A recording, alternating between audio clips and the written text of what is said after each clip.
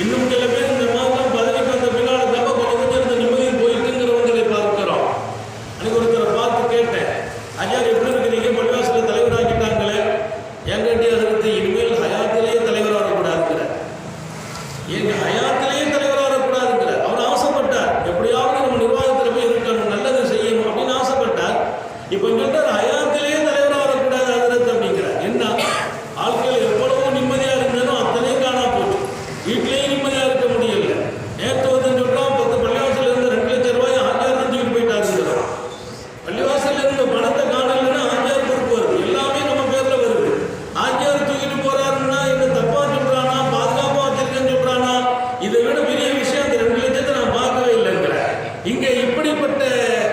கெட்ட பெயர்களும் அவமானங்களையும் தாண்டி நான் கொஞ்சம் கொஞ்சம் வீட்டில் இருந்து ரிலாக்ஸை இழந்திருக்கிறேன் என்கிறார். புனிதமான நிர்வாகத்தில் கூட நிம்மதி போகும் என்று சொன்னார். புனிதமான நிர்வாகம், இறையில்லை நிர்வாகம் என்பது புனிதமானது. அங்கே இருப்பவர்கள் கூட நாங்கள் வைத்திருந்த நிம்மதியை இழக்கிறோம் என்று சொன்னால் அந்த பதவியில் கூட நிம்மதி போகும் என்றால் வேறு எந்த பதவியை கொண்டு நிம்மதியை பெற முடியும்? எந்த பதவியிலே நிம்மதியை பெற முடியும்? அரசாங்க உத்தியோகத்திலே நிம்மதி கிடைக்கிறதா? பொருளாதாரத்தின் வளர்ச்சியிலே கிடைக்கிறதா? ஆட்சியிலே கிடைக்கிறதா? இல்லை குடும்பங்களிலே மனைவி மக்களோடு இருக்கிற போது நிம்மதி கிடைக்கிறதா என்று அலசுகிற போது அல்லாஹ் திருக்குர்ஆனுக்குள்ளே வரும்போது சொல்வான், நிம்மதிக்கான பல்வேறு வழிகளை சொல்கிறார். நிம்மதி கிடைத்த பின்னால் அந்த நிம்மதி எங்கே இழக்குகிறோம் என்று சொன்னான். நிம்மதியை தருவது யார் என்றும் சொன்னார். நிம்மதியை தருவது யார் என்றும் சொன்னார். பணமால், பணத்தால் நிம்மதியா? பதவிகளால் நிம்மதியா? நிம்மதியை கொடுக்கிற பொருள் எது என்றும் சொன்னால் திருக்குர்ஆனுடைய மிகச்சிறந்த ஒரு ஆய்வு. நீண்ட நெடும் தகவலை இங்கே நான் தர வேண்டும்.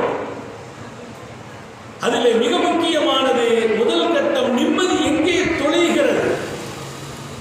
இமை எப்போ போது நிம்மதி? ஒரு சமூகத்தை பற்றி சொல்கிறார். வரபல்லாஹு மஸலன் கரியத்தன் கானத் ஆமினத்தன் முத்மஇன்னா. ஒரு கிராமம் அல்லாஹ் சொல்றான். ஒரு ஊரை அல்லாஹ் உதாரணம் காட்டுகிறார். ஒரு உதாரணத்துக்கு திருக்குர்ஆன் சொல்ற ஒரு ஊரை எடுத்துக்கங்க.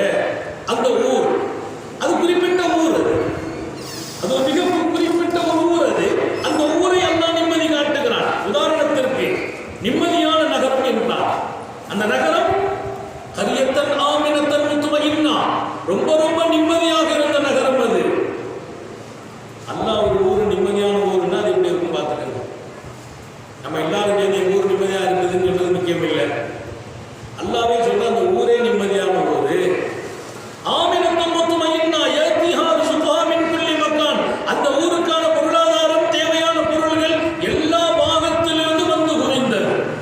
அந்த ஊருக்கு என்ன தேவை அத்தனையும் பல பாகங்களில் இருந்து அந்த ஊருக்கு வந்து சேர்ந்தது. அந்த ஊரில் இருக்கிற அத்தனை பேர்களுடைய தேவையும் வந்து வந்து குவிந்து கொண்டே இருக்கும் பொருள்களால். அந்த பொருள்கள் தேவைகளை நிவர்த்தி செய்யும்.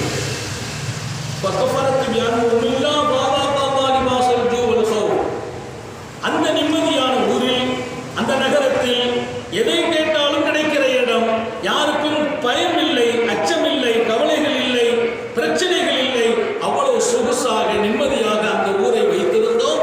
அந்த ஊர் மக்கள் அவன் கொடுத்த இத்தனை நியமத்தின் உபகாரங்களுக்கும் நிராகரிப்பையை பகரமாக தந்தார்.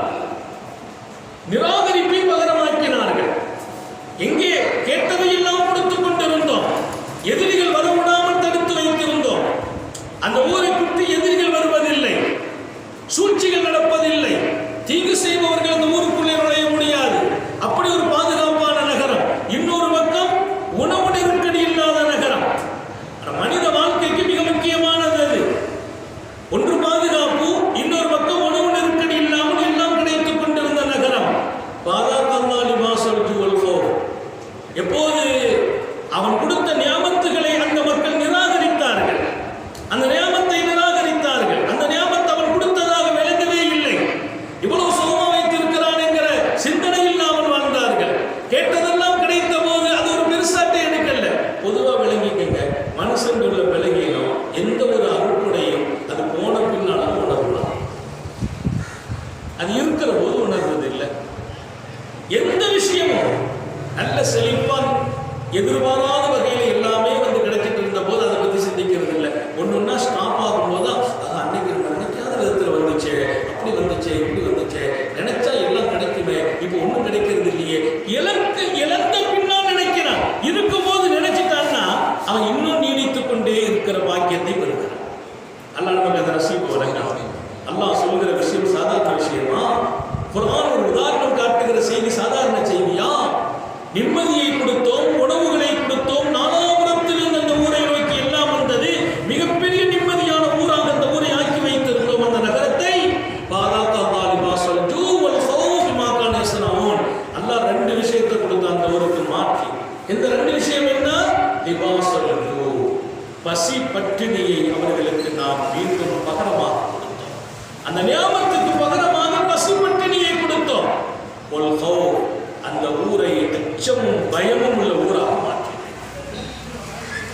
நிம்மதி எடுத்தோம், பயத்தை கொடுத்தோம். தேவைகள் நிறைவாகிக் கொண்டிருந்த அந்த ஊரில் உணவு நெருக்கடி ஏற்படுத்தினோம். இதெல்லாம் எதனால நடந்த பிமாகான அவர்கள் எப்படி செயல்பட்டார்களோ அப்படி அவர்களின் செயல்பாட்டின் காரணத்தினாலேயே கிடைத்தது.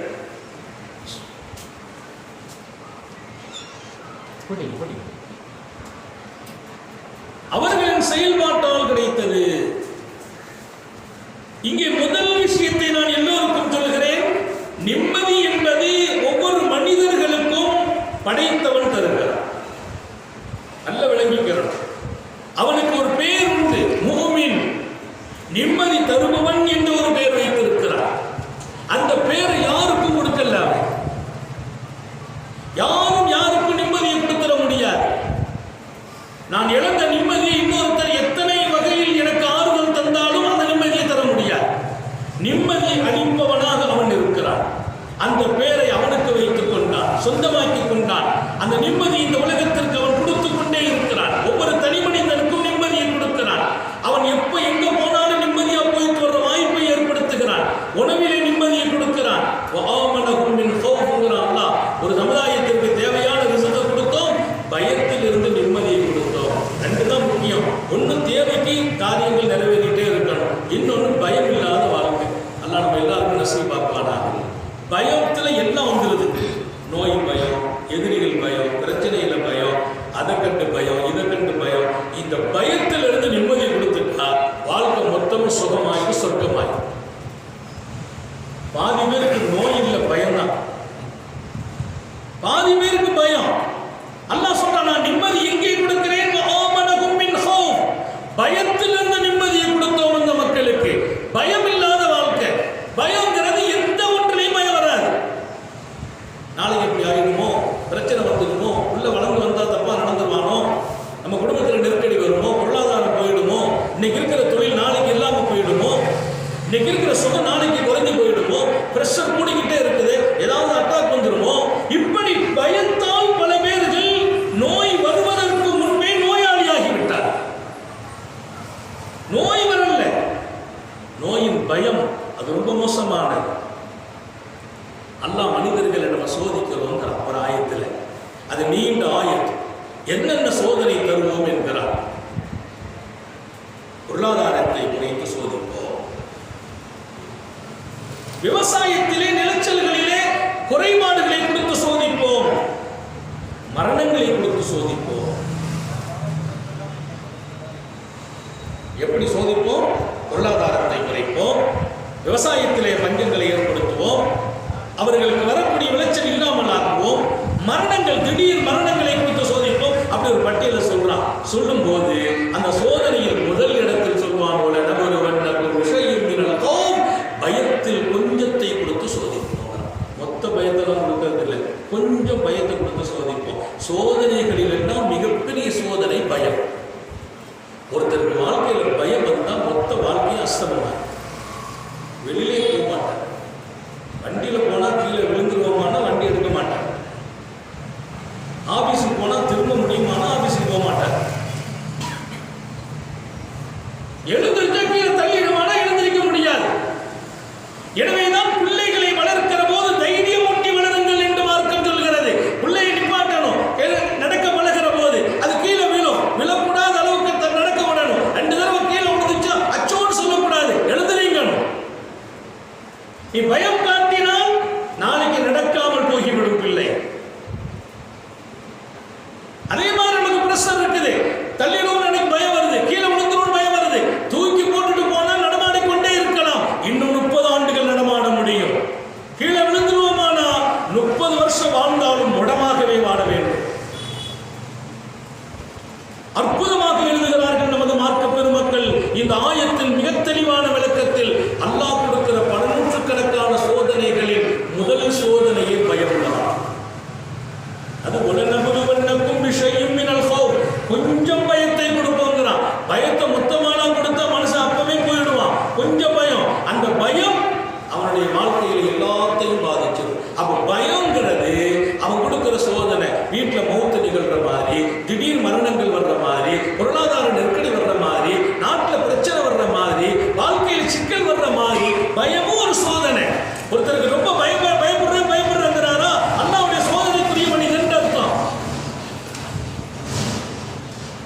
இப்ப சொல்றான், அந்த சமுதாயத்திற்கு நாம் என்ன செய்தோம்? வஆமனஹும் மின் ஹௌஃப், பயத்திலிருந்து நிம்மதியான வாழ்க்கையை கொடுத்தோம். அல்லாஹ் அந்த வாழ்க்கையை நம்ம எல்லாருக்கும் நசீபாக்குவானா. என் பயத்தை யாராலையும் போக்க முடியாது. மனநிலை மருத்துவத்தை கூட்டு போய் இவர் பார்த்தா பயப்படுறா, பள்ளியை பார்த்தா பயப்படுறா, கற்பாம்பூச்சியை பார்த்தா பயப்படுறாங்க அப்படின்னு கொண்டு போய் சொல்லி அவங்க என்னவெல்லாம் சொல்லி கொடுத்து மருந்து கொடுத்தாலும் அந்த கொஞ்சம் மயக்கம் தெரிஞ்ச உடனே எழுந்து பதறாரு, என்ன பூச்சி போச்சு. எத்தனை மருத்துவத்திற்கு பின்னாலும் அந்த பயம் இருக்கிறது. காரணம், அந்த பயத்தை அவன் கொடுக்கிறான். அவன் அந்த பயத்திலிருந்து நிம்மதியையும் அவனே கொடுக்கிறான். ஆமனஹும் மின் ஹௌஃப், பயத்திலிருந்து நிம்மதி வழங்கினான். அப்ப அந்த நிம்மதி வழங்குறவன் அவன். வாழ்க்கையில நிம்மதியை மனிதனுக்கு தர முடியாது. பணம் நிம்மதியை தராது, பதவிகள் நிம்மதியை தராது. வாழ்க்கையின் இன்ன பல காரியங்களாக நாம் நினைத்துக் கொண்டிருப்பதால் நிம்மதி கிடைப்பதில்லை. ஒரு நல்ல வீடை முடிஞ்சு தனியா போயிட்டா நிம்மதியா இருக்கலாம்னு போனா அங்க போய் நிம்மதி இல்லை. அன்னைக்கு ஒருத்தர் சொன்னார், என் வீட்டுல பிரச்சனையே இருந்துகிட்டே இருக்காது, என் மனைவிக்கு எங்க அம்மாவுக்கு ஒத்தே போகல, வீட்டுல ஒரே பிரச்சனை, சலசலப்பு, டெய்லி சண்டை.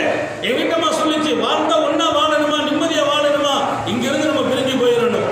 அப்ப என்னுடைய பெற்றோர்களை விட்டு பிரிந்தால் நிம்மதி, கூட்டு குடும்பத்திலிருந்து வெளியே போனால் நிம்மதி என்ற ஒரே முடிவுக்கு வந்தோம். நானும் என் மனைவியும் அங்கிருந்து பிரிந்து நாங்கள் தனியாக வீடு வாங்கி போயிருக்கிறோம். இப்போ அதை விட மோசமா இருக்குன்னு என்ன, அங்க இருக்கிற வரைக்கும் மனைவி பாடாப்படுத்திட்டு உங்க அம்மா அப்படி பண்றாங்க, உங்க இப்படி பண்றாங்கன்னு.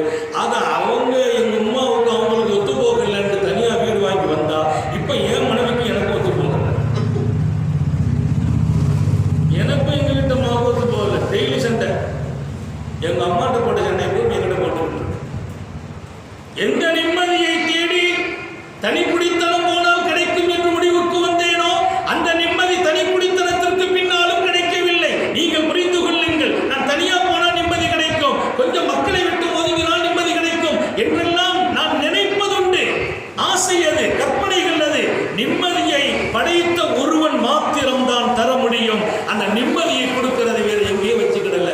ஒரு இடத்துல சொல்றான், உன் மனைவியின் பக்கம் நீ வந்தால் கொஞ்சம் நிம்மதி கிடைக்கும்ங்கிறான். எத்தஸ்குன இலைஹா, அவகிட்ட போற போது உனக்கு ஒரு நிம்மதி கிடைக்கும். அது அவளை பார்த்தா நிம்மதி, அவளோட பேசினா நிம்மதி. அதாவது போயிட்டு வெளிநாட்டில இருந்து வரும்போது, வெளியில போயிட்டு வரும்போது வீட்டம்மா பார்த்தா மனசு கொஞ்சம் நிம்மதி பெறும் அப்படின்னு நல்லா சொல்றான். ஆனா அந்த மாதிரியான அம்மாவா அது இருக்கணும். வெளியில போயிட்டு வந்தா நிம்மதி தர்ற மாதிரி ஆளா இருக்கணும். இன்னைக்கு பிரச்சனை அங்கிருந்து தான் வருது என்று சொன்னால் அந்த நிம்மதியும் கெட்டு போகிறது. அங்கேயும் கூட நிம்மதியை நாம் கொடுத்தோம், அங்க போற போது கொடுக்குறோங்கிறான். மனைவி கிட்ட போனா நிம்மதி கிடைக்குங்கிறான். அந்த நிம்மதியை கொடுப்பவன் மனைவி அல்ல, மனைவியின் வழியை அவனே கொடுக்கிறான். மனைவியின் வழியை அவன் கொடுக்கிறான். அவனுக்கு பேரு நிம்மதி கொடுப்பவன். ஆனால் அவன் நிம்மதி அளிப்பதில் மிக விதூரமானவன், ரொம்ப ஆச்சரியமானவன். நினைத்து பார்க்காத நிம்மதி. அச்சம், பதட்டம் இருக்கும், தப்புன்னு மனசுல ஒரு லாக்ஸ் ஏற்படும். கற்பனையே பண்ண முடியல, எப்படிதான் இப்படி ஆச்சு, இப்படி ஆயிட்டேன், கொஞ்ச நேரத்துக்கு எப்படியோ இருந்துச்சு, மனசு ஒரு ரிலாக்ஸா இருக்குது.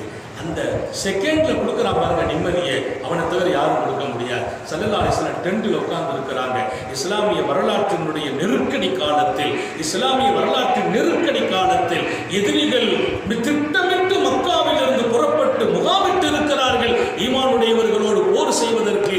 அந்த நேரத்தில் நபி பெருமானார் டென்ட்டில் உட்கார்ந்து சுஜூதில் இருந்து கண்ணீர் வடிக்கிறார்கள், கையேந்துகிறார்கள். ரப்பே, இதில் எங்களுக்கு தோல்வியை தந்தால் இனிமேல் இந்த மண்ணில் ஈமான் நிலைக்காது என்ற அளவிற்கு நபி பெருமானார் பிரார்த்தனை செய்கிறார்கள். பத்ரின் துவக்கம் அது. அந்த நேரத்தில் அன்னலார் சுஜூதில் இருந்து அழுத அழுகையும் அவர்கள் கெஞ்சிய கெஞ்சுதலும் இருந்த பதட்டமும் சாதாரணமானதல்ல. அங்கிருந்து எழுந்திரித்து தன்னை விட்டு வெளியில் வருகிற போது நபியின் வார்த்தை இப்படி உதிர்ந்தது. இந்த பெரும் கூட்டம் தோற்கடிக்கப்பட்டு பின்வாங்கி ஓடுவார்கள். அன்னலாரின் முகம் ஜொலித்தது. யுத்தமே நடக்கவில்லை, யுத்தமே நடக்கவில்லை. ஒரு நிமிடத்திற்கு முன் இருந்த கவலை, கண்ணீர், கையேந்துதல், கெஞ்சுதல், அடுத்த நிமிடம் டெண்டை விட்டு வெளியில் வந்த போது வயோசமுல் ஜம், சயோசமுல் ஜம், இந்த பெரும் கூட்டம் தோற்கடிக்கப்படுவார்கள், பின்வாங்கி ஓடுவார்கள் என்று நபியின் வார்த்தை உதிர்ந்தது. எங்களுக்கெல்லாம் ஆச்சரியம். எத்தனை கவலை, எத்தனை திடுக்கம், எத்தனை பதட்டம். அடுத்த நிமிடத்தில் அன்னலார் சுஜூதில் இருந்து எழுந்திருந்த போது இத்தனை மகிழ்ச்சி. அவர்களின் நாவுகள் உதிர்த்தால் அது உண்மையாக நடக்கும். அதே போல் அடுத்த நாள் அந்த கூட்டம் தோற்கடிக்கப்பட்டு பின்வாங்கி ஓடினார்.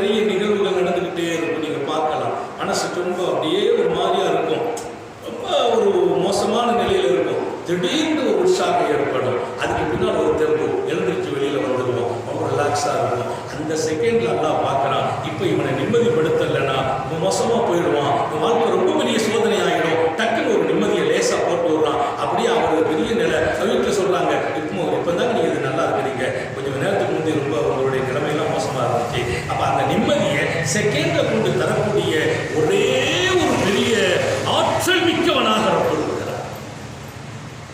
நிம்மதி அவன் கொடுக்க வேண்டும், அவன் மாத்திரம் கொடுக்கிறான். அந்த நிம்மதி யாருக்கு கொடுக்கிறான்? எதனாலெல்லாம் கொடுக்கிறான்? இங்கே நீங்கள் சிந்திக்க வேண்டும். நபிகள் நாயகம் ஸல்லல்லாஹு அலைஹி வஸல்லம்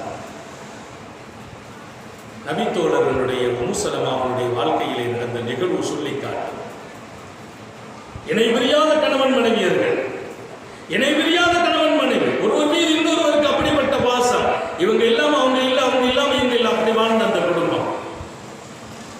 அதெல்லாம் சில பேருக்கு கொடுத்து வச்ச குறிப்பினையாது.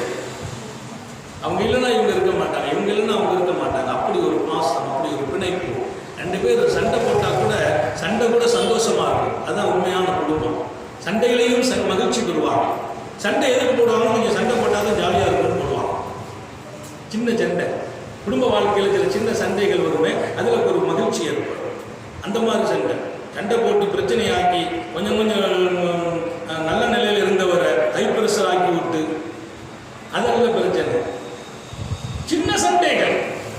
அவர் இல்லாமல் இவர் இல்லை என்று வாழ்ந்த குடும்பம் அன்னை உம்மு ஸலமா ரலியல்லாஹு அன்ஹா அவருடைய குடும்பம். அவருடைய கணவர் அத்தனை புனிதமானவர், அவ்வளவு பாசம் ரெண்டு பேருக்கும். அப்படி ஒரு காலத்தில் போர்க்களம் ரெண்டு பேரையும் பிரிக்கிறது. போர்க்களம் பிரிக்கிறது. போருக்காக கணவன் அனுமதிக்கப்படுகிறார். கணவன் அவங்களை விட்டு பிரிய மனதில்லாமல் பிரிகிறார். ஆனாலும் கூட ஷரியத்தும் அன்னலாரும் முதன்மைப்படுத்தப்படுவதால் மனைவியை நாம் சந்திப்போம் என்று சொல்லி விடைபெறுகிறார். நீண்ட வரலாறு. அப்படி விடைபெற்ற கணவர் மரணித்து போகிறார். இந்த போர்க்களம் அவரை அல்லாஹ்வின் பக்கம் கொண்டு சேர்த்த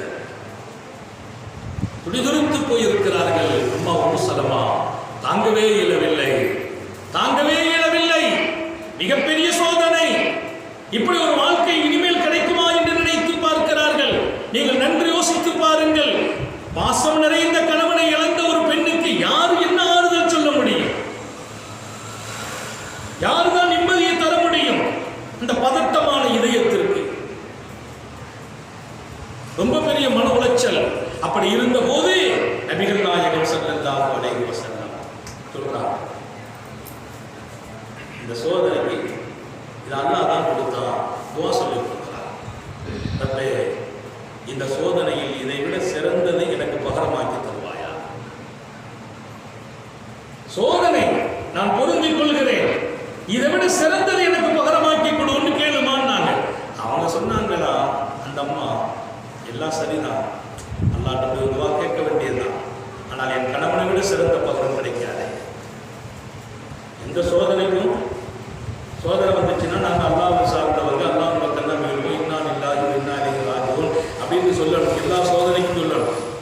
திடீர்னு விளக்கணிஞ்சு போச்சுன்னா இன்னா லில்லாஹி வ இன்னா இலைஹி ராஜிஊன் சொல்லணும். ஒரு ஜாமான காணலையா, இன்னா லில்லாஹி வ இன்னா இலைஹி ராஜிஊன் சொல்லணும். ஒருத்தர் மூத்தா போயிட்டா இன்னா லில்லாஹி வ இன்னா இலைஹி ராஜிஊன் சொல்லணும். ஏன்னா இந்த வார்த்தையை சொன்னா நாங்கள் அல்லாஹ்வுக்கே சொந்தக்காரர்கள், அவன் பக்கமே மீளக்கூடியவர்கள். அப்ப அந்த சோதனைக்கு ஒரு பகரம் கிடைச்சுக்கணும். உடனே அந்த பொருள், காணா போன பொருள் கூட சொன்னா கிடைச்சுக்கணும்னு எழுதுறாங்க. விளக்கணிஞ்சிட்டா கூட ஒரு முசீபத்து தான், அது ஒரு சோதனை. அப்பவும் சொல்லுங்கிறாங்க. ஆனா இடம்பொருள் பார்த்து சொல்லணும். கல்யாண வீட்டில் உட்காந்து விளக்கு போயிட்டா இன்னாள் இல்லா ஒரு இன்னாலே ராஜ்யம்னா அவன் டென்ஷன் ஆகிடுவான். மாப்பிள்ளை ஜோடிச்சு நிற்கிறாரு, அப்போ இன்னாள் இல்லாதனாலே மையத்துன்னு வச்சிருக்காங்க. சில பேர் மையத்துக்கு சொல்றதாக வச்சிருக்காங்க, மக்கள் அப்படி விளக்கி வச்சிருக்கிறாங்க. அதனால லைட்டு போனா கரண்ட் போனா சொல்லணும். சில இடங்கள்ல வெளிப்படையா சொல்லணும், சில இடங்களில் மறைஞ்சு சொல்லிக்கிறணும். சூழ்நிலைக்கு நடக்கணுங்கிறதையும் மறந்துடக்கூடாது. ஹாத்தமுன் நபியின் ஸல்லல்லாஹு அலைஹி வஸல்லம் சொல்லும்போது அம்மா சொல்றாங்க, சோதனைக்கு அல்லாஹ் தான் தந்தான், இதை விட சிறந்த பகரத்தை தருவான்னு சொல்லுகிறீர்களே, என் கணவனை விட இந்த உலகத்தில் யாரும் சிறந்த பகரமாக அமைய முடியாது. அது மனைவிக்கு தானே தெரியும். என் கணவனை விட இன்னொருவர் எனக்கு கிடைக்க மாட்டார். நபி ஸல்லல்லாஹு அலைஹி வஸல்லம் நீங்க துஆ செய்யுங்க, அல்லாஹ் சிறந்த பகரத்தை கொடுப்பாங்க. நடந்தது என்ன? அந்த அம்மாவுக்கு அந்த வார்த்தையில் மிகப்பெரிய ஆறுதல் கிடைத்தது, அமைதி கிடைத்தது. பெருமானார் அல்லவா சொல்கிறார்கள், நாம கொஞ்சம் கூடுதலாக பேசிவிட்டோமோ என்று அந்த வார்த்தையை சொன்னபோது எனக்கு ஒரு பெரிய அமைதி கிடைத்தது, நிம்மதி கிடைத்தது. நான் நினைத்து கூட பார்க்கவில்லை, என் கணவரை இழந்த நிம்மதி, இப்படி ஒரு நிம்மதி எனக்கு கிடைக்கும் என்று. ஆனால் நிம்மதி கிடைத்தது. என் கணவரை விட மிகச்சிறந்த பகரமும் கிடைத்தது. யார் தெரியுமா? நபிகள் நாயகமே என் கணவராக வந்தார். நபிகள் நாயகமே எனக்கு கணவராக வருகிறார்கள். உம்மு சலமா நமக்கு தாயாயிட்டார். பெருமானாரை என்னை நிக்கா செய்கிறார்கள். என் கணவரை விட மிகச்சிறந்த ஒருவரை தரமாட்டான் என்று நினைத்தேன். ஆனால் பெருமானார் சொல்கிறார்கள், நீங்கள் சோதனையின் போது இப்படி சொல்லுங்கள், அவன் இதை விட சிறந்ததை தருவான். என்னால் கற்பனை செய்ய முடியவில்லை. ஆனால் என் கணவரை விட சிறந்த கணவர் நபிகள் நாயகம் ஸல்லல்லாஹு அலைஹி வஸல்லம். என் கணவர் அன்புள்ளவர், குணமுள்ளவர், பண்புள்ளவர், என்னோடு எல்லா வகையிலும் தோள் கொடுத்தவர். எந்த குறையும் நான் சொல்ல மாட்டேன். ஆனால் நபி பெருமானாருக்கு முன்னால் என் கணவரை விட நபிதான் உயர்ந்தது. அம்மா சொன்னாங்க, பெருமானார் அப்படி சொன்ன போது, என்னை நபி அவர்கள் கணவனாக வரப்போவதாக செய்தி வந்த போது என் உள்ளத்தில் அத்தனை ஒரு பெரிய நிம்மதி கிடைத்தது. எப்படிப்பட்ட நிம்மதி, எப்படிப்பட்ட நிம்மதி! என் வாழ்க்கையில் இப்படி ஒரு நிம்மதியை இன்றைக்கும் நான் பெற்றதில்லை. அப்படி ஒரு நிம்மதியை எனக்கு அல்லாஹ் கொடுத்தான். அந்த நிம்மதியை என் ரப்பால் மாத்திரம் தான் தர முடிந்தது. எத்தனை பேர் என் குடும்பத்தில் வந்து ஆறுதல் சொன்னாங்க, எனக்கு நிம்மதி வரல. எல்லாரும் வந்து எனக்கு ஆறுதல் சொன்னாங்க, பக்குவப்படுத்தினாங்க, பண்படுத்தினாங்க. இதெல்லாம் நடக்கிறது தான், சகஜம் தான் சொன்னாங்க. அப்பமெல்லாம் வரல. அல்லாஹ்வுடைய நபி சொல்லிவிட்ட போது என் மனது அப்படி ஒரு சிந்தனைக்கு போன போது, நபி என் கணவராக வருகிறார் என்ற தகவல் கிடைத்த போது அந்த நிம்மதியை என் ரப்பு எனக்கு நசீபாக்கினான். அல்லாஹ் நம்ம எல்லாருக்கும் நசீபாக்குவான். அவன் காரணங்களை வைத்து நிம்மதியை கொடுத்துக் கொண்டே இருப்பான். அந்த நிம்மதியை தக்க வைக்கிறது நம்ம கையில் இருக்கு. அவன் கொடுத்த ஞாபகத்துகளை பாதுகாக்கணும்னா, அதை நினைச்சு வாழணும் அப்படின்னா, அவன் கொடுத்த சுகத்தை எப்போது நன்றியோடு நினைக்கிறோம்னு சொன்னா, அவன் கொடுத்த பொருளாதாரத்தை எப்போது அவன் கொடுத்தான் நினைக்கிற போதெல்லாம் அந்த பொருளாதாரத்தின் வழியே நிம்மதியை தருகிறான், சுகத்தின் வழியே நிம்மதியை தருகிறான். நிம்மதியை அவன் தருகிறான், பொருளாதாரத்தின் வழியே தருவான், சுகத்தின் வழியே தருவான், என் மனைவியின் வழியே தருவான், என் பிள்ளைகளை பார்த்தால் நிம்மதியை தருவான். இதையெல்லாம் அவன் கொடுத்ததாக நான் நினைக்கிற போது, அதற்கு நன்றியோடு நடக்கிற போது, எப்ப நினைப்பு குறைஞ்சு போச்சோ, நன்றி குறைஞ்சு போச்சோ, அதனுடைய பகரம் நிம்மதி விடுக்கப்படும். மக்களுக்கு இது தெரியல. கொடுத்தவனை மறந்த பின்னால வாழ்க்கையில நிம்மதி இல்லைன்னா எப்படி நிம்மதி இருக்கும்? குழந்தைக்காக அலைந்தேன், ஊரெல்லாம் அலைந்தேன். ஒரு ஆண்மகன் பிறக்க வேண்டும் என்று ஊரெல்லாம் அலைந்தேன். தர்காக்களாக போய் துஆ செய்தேன். சாலிஹீன்களை கண்டெடுத்து நான் அவர்களுக்கு துஆ செய்தேன். இன்னொரு பக்கம் நிறைய பேர்களுக்கு நான் உணவளித்தேன், விருந்தளித்தேன். அவ்வளவு பிரார்த்தனை, அவ்வளவு வேண்டுதல், அவ்வளவு தேட்டத்திற்கு பின்னால் 13 வருஷத்துக்கு பின்னால் எனக்கு அழகான ஆண் குழந்தை பிறந்தது. அப்படி அலைந்து திரிந்து பெற்றெடுத்த மகன் இன்றைக்கு ஏன் பிறந்தான் என்று நான் நினைத்து வேதனைப்படுகிறேன் என்றார். ஏன் பிறந்தான் என்று நினைத்து வேதனைப்படுகிறேன் என்றார். அந்த புள்ள பிறப்பதற்காக 13 ஆண்டுகள் தவம் இருந்த தவம், கேட்ட பிரார்த்தனை, அலைந்த அலைச்சல்கள், ஏறிய இடங்கள், தர்காக்கள், இன்னும் பள்ளிவாசல்கள், சாலிஹீன்களிடத்தில் துஆ என்று நான் அலைந்த விதத்தை என்னால் கற்பனை செய்ய முடியவில்லை. அத்தனை அலைச்சலுக்கு பின்னால் கிடைத்து இன்னைக்கு என் பையனுக்கு வயசு 20 வயசு ஆச்சு. அதில் நான் ரொம்ப வருத்தப்படுகிறேன், இப்படி ஒரு மகனை ஏன் பெற்றெடுத்தோம் என்று. அவ்வளவு கேவலமாக நடக்கிறார். அந்த குழந்தைக்காக ஒரு பிள்ளை பிறக்க வேண்டும் என்பதற்காக தேடி தேடி அலைந்து பிள்ளை பிறந்த போது நிம்மதி கிடைத்தது. அந்த நிம்மதி இன்றைக்கு ஏன் கிடைத்தது என்று யோசிக்க செய்கிறது. காரணம், என் பிள்ளையே என் நிம்மதியை குலைத்து விட்டார். இவன் இருக்கிற வரைக்கும் நான் நிம்மதியா இருக்க முடியாது. வெளிநாட்டுக்கு போயிட்டா கொஞ்சம் நிம்மதியா இருக்கலாம்னு வெளிநாட்டுக்கு அனுப்பி வச்சா, வெளிநாட்டில் போய் அவன் கொடுத்த டார்ச்சர் இருக்கு பாருங்க, இன்னும் இருக்கிற நிம்மதியும் போய் இருக்கிறது. நீங்கள் சிந்தித்து பாருங்கள். பிள்ளைகளால் நிம்மதி உண்டு, மனைவியால் நிம்மதி உண்டு, பொருளாதாரத்தால் நிம்மதி உண்டு. கொடுப்பவன் அவன். அவன் கொடுத்த ஞாபகத்தை சரியாக விளங்காத போது, அதற்கு நன்றி செலுத்தாத போது, கொடுத்தவன் அவன் என்று ஏற்றுக்கொள்ளக்கூடிய மனோநிலை இல்லாமல் இருக்கிற போது நிம்மதிதான் பிடுங்கப்படும். நம்ம நினைச்சுக்கிட்டு இருக்கோம் காசை பிடிங்கிடுவான். காசை பிடுங்கிறது இல்லை, காசை கொடுத்துட்டு நிம்மதியை பிடிங்கிடுவான். பிள்ளைகளை எடுக்கிறது இல்லை, பிள்ளைகளை வச்சே நமக்கு நிம்மதியை பிடுங்குவான். மனைவியை மூத்தாக்குறது இல்லை, மனைவியை வைத்தே நிம்மதியை போக்குவான்.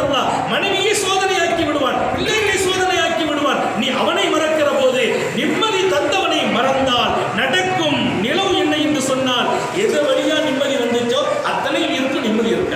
இன்னைக்கு அதுதான் நடக்கும். காசு இருக்குது, நிம்மதி இல்லை. பிள்ளை இருக்கிறார், நிம்மதி இல்லை. பெண்மகள் இருக்கிறார், நிம்மதி இல்லை. மனைவி இருக்கிறார், நிம்மதி இல்லை. வீடு இருக்கிறது, நிம்மதி இல்லை.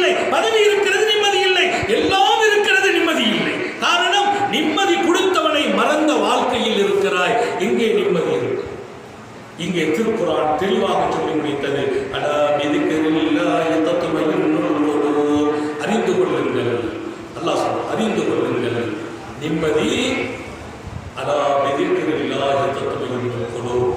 படைத்தவனை நினைப்பதில் நிம்மதி இருக்கிறது. அவனை நினைப்பதில் நிம்மதி இருக்குது. எப்படி நினைக்கணும்? பணத்தை கொடுத்தான், அவன் தான் கொடுத்தான், அவனை நினைச்சு பாரு. மனைவி, அழகான மனைவி அவன் தான் கொடுத்தான், அழகான பிள்ளைகள் அவன் தான் கொடுத்தான், அழகான வீடு அவன் தான் கொடுத்தான், அழகான பதவி வேலை வாய்ப்புகளை கொடுத்தான். அவனை நினைத்து பார்த்து கொண்டு நீ வாழ்வதில் நிம்மதி. நிறைய பேர் திக்ர் செய்தால் நிம்மதின்னு எழுதுகிறார். அல்லாஹ் அல்லாஹ் அல்லாஹ் அல்லாஹ். அவன் பேரை சொன்னாலும் நிம்மதி, அவன் பேரை சொன்னாலும் நிம்மதி, அவனை நினைச்சாலும் நிம்மதி. இதில் மிக முக்கியம், அத்தனையும் அவனே எனக்கு தந்தான் என்று அவனை நீ நினைப்பதில் உள்ளம் நிம்மதி பெறும். அப்போ என் பிள்ளையை கொண்டு நிம்மதி கிடைக்கும், என் மனைவியை கொண்டு நிம்மதி கிடைக்கும், எனக்கு கிடைத்த சொத்தை கொண்டு நிம்மதி கிடைக்கும், இருக்கிற வீட்டை கொண்டு நிம்மதி கிடைக்கும். ஒருத்தர் சொன்னார், வீடு மாறணும்னு சொல்றாங்க, என்ன செய்யான்னு கேட்டார். ஏன் இந்த வீட்டில் இருக்கிற வரைக்கும் நீ வாழ்க்கையில் ஒரு காலம் நல்லா இருக்க மாட்டேன்னு விட்டாங்க. இந்த வீட்டில் இருந்தால் நீ நல்லா இருக்க மாட்டேன். ஏப்பா அப்படிலாம் பிரச்சனை ஒன்றும் இல்லைப்பா, நீ இரு, நானும் அந்த துவா செய்கிறேன். அதற்கு எங்கள் வீட்டில் வந்து துவா செய்தால் நீங்களும் நல்லா இருக்க மாட்டீங்க. நம்ம எங்கப்பா சொல்லலை, அவர் சொன்னார். ஏன்னா இதுக்கு முந்தைய ஒரு அசரத்து வந்து துவா செய்தார், பாவம் அவர் கொஞ்சம் மூத்தா போயிட்டார். நான் தானே நல்லா இருப்பா, முந்தையே சொல்லிட்டே என்னன்னா எங்கள் வீட்டில் ஏதோ இருக்குதான், அது இருக்கிறவங்க யாரும் நல்லா இருக்க மாட்டாங்க. இந்த இது கேள்விப்பட்டு இந்த வீட்டை நான் ஒன்றும் பண்ண முடியல, வீட்டை கூட்டி போடவும் முடியல, வாடகைக்கும் ஒத்து வர்றதில்லை, வீட்டை விட்டு வெளியில் போனால் சொத்து ஒத்து கவலையாக இருக்குது, நான் என்ன பண்ணான்னு கேட்குறேன். இப்போ நம்ம என்ன தான் சொல்ல முடியும்? ட்ரீட்மெண்ட் கொடுத்தா ட்ரீட்மெண்ட்டுக்கே விளக்கம் கொடுத்தா என்ன செய்ய முடியும்? வீட்டுக்கு வாடகை யாரும் வர்றதில்லை, இந்த வீட்டில் ஓதலாம்னா ஓதனா அவர் கொஞ்சம் மூத்தா போயிடுவா. இப்படி எல்லாம் சொன்னால் என்ன பண்ணுறது? சங்கை மிக்கவர்களே, இந்த வீடு எனக்கு நிம்மதி இல்லை, இன்னொரு வீட்டுக்கு போனால் நிம்மதி கிடைக்கும் என்று சொல்கிறார்கள். வீடு மாறவா?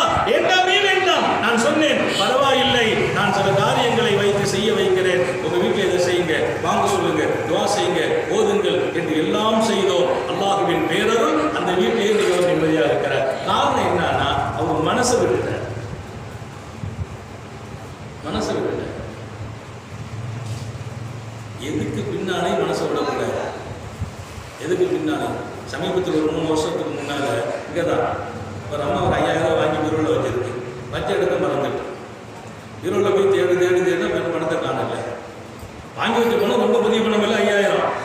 நடந்த நிகழ்ச்சி 5000 தேடி பார்த்தா கிடைக்கல, வச்ச இடமும் தெரியல, அங்கெங்கே தேடி வச்சு இது கிடைக்கல. இந்த பணத்தை கொண்டு சேர்க்கணும், சேர்க்கணும் டைம் வந்துச்சு, கிடைக்கல. அதை நினைச்சு பணம் பணம் பணம்னு சொல்லி அந்த அம்மா பைத்தியமாச்சு.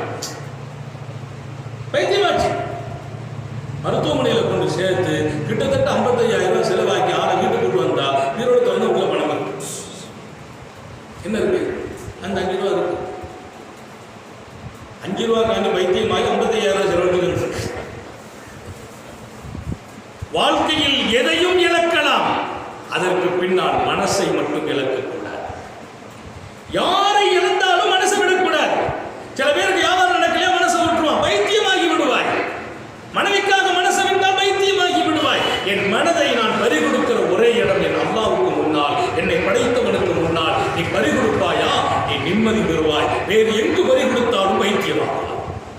காசுக்கு பின்னால் பறி கொடுத்தால் பைத்தியம், வீட்டுக்கு பின்னால் பறி கொடுத்தால் பைத்தியம், மனைவி மக்களோடு பறி கொடுத்தால் பைத்தியம். அல்லாஹ்வுக்கு முன்னால் உன் மனதை கொடுத்தால் நீ அன்புள்ளவன் மாத்திரமல்ல, மிகப்பெரிய நிம்மதி உள்ள மனிதனாகுவாய் என்பதை திருக்குர்ஆன் சொல்லும். அலா பிதிக்ரில்லாஹி தத்மஇன்னுல் குலூப். அவனை நினைத்து நினைத்து வாழும்போது நீங்கள் நிம்மதி பெறுகிறீர்கள். குர்ஆனுடைய செய்தி மௌத்து காலம் வரைக்கும் சத்தியம், சொர்க்கத்திலும் தொடர்கிற சத்தியம். அந்த நிம்மதி அவுட்டாக. அதனால் வாழ்க்கையில் இன்னைக்கு நான் இருக்கிற நிலையில திருப்தி பெறுங்க. இந்த ட்ரெஸ்ஸை அல்ஹம்துலில்லாஹ் அல்லாஹ் என்னை இப்படி வச்சிருக்கிறான், அல்லாஹ் என்னை நல்லா வச்சிருக்கிறான், நல்ல மனைவியை தந்திருக்கிறான், நல்ல பிள்ளைகளை தந்திருக்கான், நல்ல வீட்டை கொடுத்துருக்கான், ஏதோ கொஞ்சம் வேலை வாய்ப்பு கொடுத்தான், ஏதோ நம்ம தேவைக்கு பணத்தை கொடுத்துருக்கிறான். மேலே உள்ளவங்களை பார்த்து பார்த்து ஏங்கி அப்படி இல்லையே இப்படி இல்லையே நீங்கள் நினைக்கிற போதெல்லாம் அவனை நினைக்க மாட்டீர்கள், அவனை மறப்பீர்கள். அடுத்தவர்களை பார்த்து ஏங்கும் போது அவன் மறக்கடிக்கப்படுகிறான், அவனை மறக்கிற போது நிம்மதி இழக்கிறீர்கள். நிம்மதி வேணுமா? அல்லாஹ் தருவான். அவனை நினைத்து பாருங்கள், இருப்பதை கொண்டு பொருந்திக் கொண்டு நினைத்து பாருங்கள். இன்னும் நிறைய வேணுமா? அவனிடத்தில் கேட்டு பாருங்கள். அவனை நினைத்தாலும் நிம்மதி, அவனிடத்தில் கேட்டாலும் நிம்மதி, கேட்டதும் கிடைக்கும் என்ற சுப செய்தியோடு என் வார்த்தைகளை நிறைவுபடுத்துகிறேன். எல்லாம் அல்ல அல்லாஹ் நிம்மதி வழங்குகிறவனாக தன்னை அறிமுகப்படுத்துகிறான். அவன் கொடுக்கிற நிம்மதி வினோதமானதும் ஆச்சரியமானதும். நம்ம ரொம்ப மனசுல ஒரு ஒரு நிறைவு கிடைக்குது பாருங்க. அந்த நிறைவை உலகமே சேர்ந்தாலும் கொடுக்க முடியாது.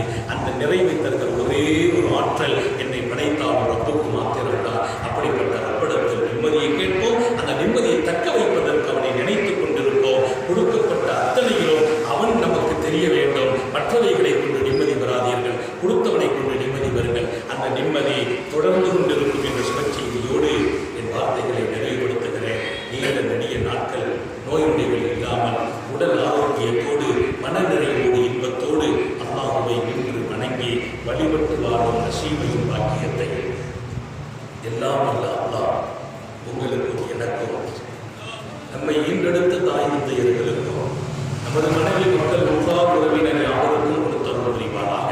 நமது உயிர்